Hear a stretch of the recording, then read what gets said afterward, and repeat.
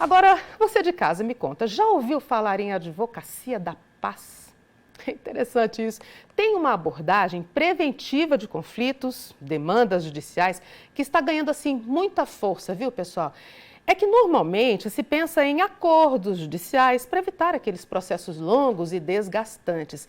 Mas e se a sociedade pensasse assim, mais antes disso? Prevenção das demandas, prevenção de conflitos. Nós temos convidado aqui no estúdio a advogada Valéria Macedo. Ela é apaixonada por esse tema que me contou e a gente quer discorrer um pouquinho aqui sobre isso, porque quando a gente fala em demandas, muitas delas estão no ambiente familiar. Herança, inventários. Tô certa? Bom dia.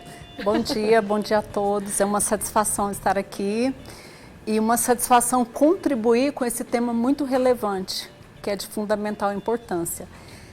Na verdade, o que acontece? Hoje existe uma cultura de sempre buscar remediar, né?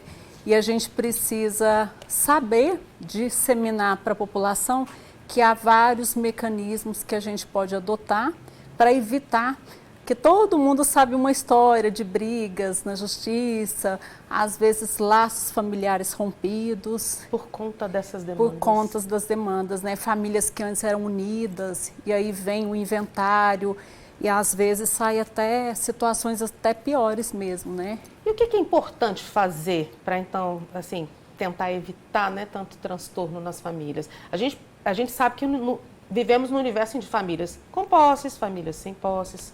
O segredo disso é contrato? O segredo seria, inicialmente, uma consulta pormenorizada para entender qual que é a necessidade do cliente. Porque, embora existam mecanismos jurídicos que podem ser adequados a vários tipos de pessoas, mas cada pessoa tem a sua particularidade, né? Até na entrevista anterior, vocês estavam falando sobre o namoro hoje que tem sido cada vez mais frequente nas pessoas idosas, né? É verdade. E aí o que acontece? Citando como exemplo as pessoas idosas, elas já têm um patrimônio que construiu em vida, né? E aí elas começam a namorar e às vezes elas começam um relacionamento já com as suas posses e misturando as suas posses com as posses das outras pessoas. Aí o que a gente pode fazer? Alguns mecanismos que a gente pode deixar já programado, né, para que o patrimônio ele não se comunique, né? Seria como se fosse um contrato mesmo, mas assim, tem vários nomes, tem um contrato de convivência, tem um contrato de namoro. Gente, contrato de namoro. Tem pessoas que se assustam quando a gente fala isso, mas muitas vezes aquela história que deveria ser apenas de amor vira uma demanda. Infelizmente acontece, a gente tem que ser realista. Tem que ser realista. Anteriormente, o que acontecia? Os casamentos perduravam uma longa data, né? Então não tinha muito número de divórcio. Aí hoje acontece um número maior de divórcio e muitas vezes as pessoas ainda estão na divisão do seu patrimônio, elas já começam a namorar outras pessoas e começam a construir patrimônio com outras pessoas. E nisso vai virando uma bola de neve, uma mistura grande. Então, o que é importante? A gente faz o documento jurídico que consta, né, o regime de divisão de bens. Se quer a separação de bens, se quer a parcial. Na separação de bens, aí a gente consta o que cada um tem dos seus bens, né, para que não se comunique. E aí fica tranquilo, né, porque se não der certo essa relação, aí sabe o que cada um tem, né. Mas eu tenho casos no escritório que eu oriento, né? Falo, olha, espera terminar esse ciclo, resolva tudo, né? Antes de começar um outro. E com esse outro que está começando, vamos deixar tudo escrito, tudo organizado, né? Porque envolve também crianças, né? E aí muitas vezes tem, né? Tem. E aí o direito acaba sendo lesado das pessoas. Eu fico pensando o seguinte, isso pode ajudar a reduzir o número de golpes. Porque, infelizmente, também tem golpistas que entram nas relações já de caso pensado.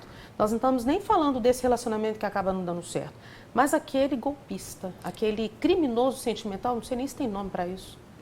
Tem muitos golpes, infelizmente, né? Esse golpe, ele aplica tanto assim na relação familiar mesmo, né? Às vezes uma pessoa mal intencionada procura uma outra sabendo que essa tem uma quantia grande de posses, já avisando, né? A gente chama no direito de violência patrimonial, que é um dos tipos de violência, né? Por exemplo, a mulher, né? Que geralmente fala mais da violência física, né? Da psicológica, mas tem a violência patrimonial, que é a pessoa buscar afetar a outra, né, para retirar, subtrair o seu patrimônio, né? Isso se aplica também, Tânia, a empresas, né? Eu tenho casos também de empresários que começaram uma relação empresária com outros, esses outros sabiam que esses tinham um patrimônio maior, que poderiam fornecer um aporte maior na empresa e também fizeram um golpe, né? Porque geralmente quando vai constituir uma empresa, eles buscam, né, as pessoas de forma geral, até por desconhecimento, elas fazem somente aquele contrato social. Ah, sim. E aí, como prevenção, desculpa, aí a gente faz os mecanismos jurídicos, né, os documentos que deixam tudo estabelecido, porque se essa relação societária não der certo, aí já tem tudo como vai ficar. E às vezes também pode acontecer de uma empresa ter os sócios e um dos sócios vir a falecer. E aí o que acontece? Muitas vezes esse sócio ele tem a família quer entrar na empresa e gerir e às vezes não se torna algo assim legal. Então, esses mecanismos que eu te falei, eles se aplicam tanto à pessoa física, pessoa jurídica. E um caso assim que tem me chamado muito a atenção, existe muitas crianças PCD, pessoa com deficiência, Sim. né? E tem uma demanda grande de pais que hoje assim deixam de viver suas vidas para cuidar desses filhos. Esses filhos dependem desses pais para fazer tudo, né?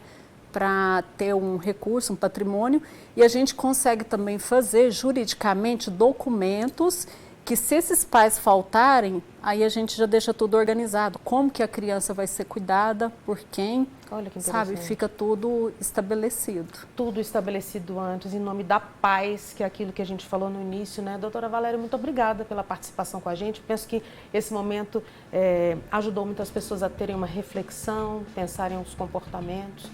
E para facilitar a vida de todo mundo, viu? Volte outras vezes no nosso Eu que agradeço, foi muito bom contribuir e precisando estou à disposição. Obrigada mais uma vez. Obrigada.